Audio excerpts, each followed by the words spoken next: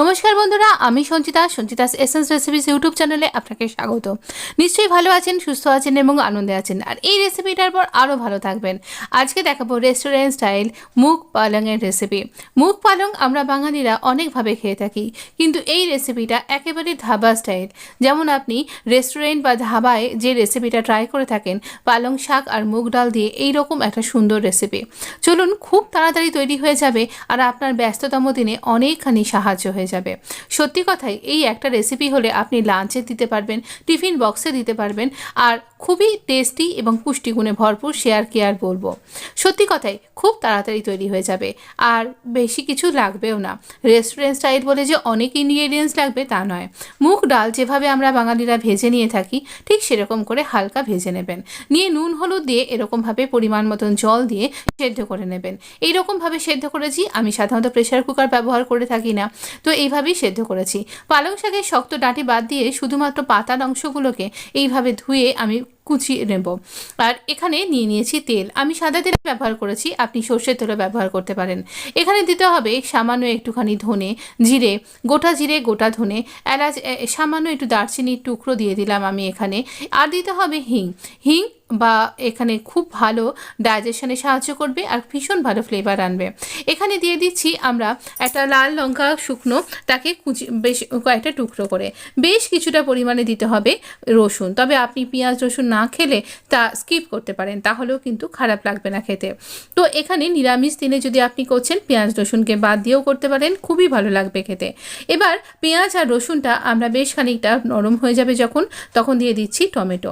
Tomato আরও ছোটো করে দিতে পারেন। টমেটো একেবারে গলে যাবে না, সব কিছুই একেবারে গলে যাবে না, একটুখানি শক্ত থাকবে, মানে একটুখানি দেখা যাবে যে জিনিসটা এইরকম। তো এইরকম পর্যায়ে আমরা এটাকে কুক করে নেব। দেখতেই পাচ্ছেন বেশ নরম হচ্ছে, অথচ কিন্তু বোঝা যাচ্ছে এগুলো। সেই পর্যায়ে আমরা দিয়ে দিলাম পালং শাকটা। পালং শাকটা আপনি অল্পও দিতে পারেন, আমি পরিমাণে একটু বেশি করে দিয়েছি। তো এখানে পালং শাকটা দিয়েও আমরা খুব ভালো করে এই সব কিছুর সাথে মিশিয়ে নেব। দেখছি আপনি দেখেছেন হয়তো আমি কীরকম পরিমাণে দিয়েছি এবং আমি কতটা কুচিয়ে দিয়েছি, আপনি এর থেকেও কুচিয়ে দিতে পারেন। এখানে আমরা দিয়ে দিলাম পালং শাকটা থেকে যাতে জলটা তাড়াতাড়ি বের হয়, তাই নুন এবং হলুদ দিয়ে দিলাম।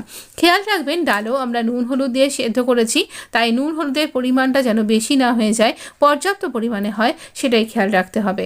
এবার নুন হলুদ দিয়ে আমরা খুব ভালো করে এই সব কিছুকে একসাথে মিশিয়ে নেব, তাহলে খুব তাড়াতাড়ি পালং শাক থেকে জল বেরোতে শুরু হয়ে যাবে। দেখুন না, এই সময় আপনি হাই ফ্লেমে রান্নাটা করুন, যাতে আপনার রান্নার সময় এই পালং শাকের এই সবুজ রঙটা যাতে অক্ষুণ্ণ থাকে এবং খুব তাড়াতাড়ি এটা কুক হয়ে যায়, আপনার সময়ও বাঁচবে। তো এবার আমরা খুব ভালো করে এটাকে নাড়াচাড়া করছি। দেখতেই পাচ্ছেন কালারটা চেঞ্জ হচ্ছে এবং প্রচুর জল বেরোচ্ছে। এখানে আমরা 2 চামচ চিনি দিলাম। আপনি এখানে চিনি খেতে পছন্দ না করলে অল্প পরিমাণে দিন। এখানে আমরা জিরের গুঁড়ো দিচ্ছি, আর দিয়ে দিচ্ছি আমরা এখানে ধনের গুঁড়ো। ধনের গুঁড়োটা জিরের গুঁড়োর থেকে একটু পরিমাণে বেশি দেবেন, কিন্তু স্কিপ করবেন না। তো এবার দিয়ে ভালো করে নাড়াচাড়া করবেন। চিনিটা কেন দিতে হবে, তাহলে এই পালং শাকের একটা কষা স্বাদ থাকে, সেটা যাতে ঢাকা পড়ে যায় আর স্বাদের একটা ব্যালেন্স হয়, তার জন্যই আমরা চিনিটা ব্যবহার করছি। অবশ্য করে দিতে ভুলবেন না, যদি না খেতে পছন্দ করেন, একেবারেই খান না, তাহলেও সামান্য একটুখানি দিতে হবে। তো এবার আমরা খুব ভালো করে যখন আমাদের এই শাকটা কুক হয়ে গেল, তবুও একটুখানি জল জলে ব্যাপারটা কিন্তু থাকবে, একদম পুরো শুকনো ড্রাই হয়ে যাবে না শাক ভাজার মতন। এই রকম যখন এই পর্যায়টা হয়ে রয়েছে, সেই পর্যন্ত আমরা এটাকে কুক করে নেব। মানে পালং শাক আর কাঁচা নেই, কোনো টমেটো, আদা, কাঁচা লঙ্কা কোনো কিছুই আর কাঁচা নেই, কিন্তু সমস্ত কিছুই আমরা এখানে খুব ভালো করে কুক করে নিয়েছি। নেবার পর এই আঁচে আমরা বসিয়ে দেব ওই শাকটাকে সরিয়ে দিয়ে ডালটা, এবং এই শাকটাকে এর মধ্যে আমরা এখানে ট্রান্সফার করে দেব। দেবার পর খুব ভালো করে আমরা এখানে এটাকে মিশিয়ে নেব।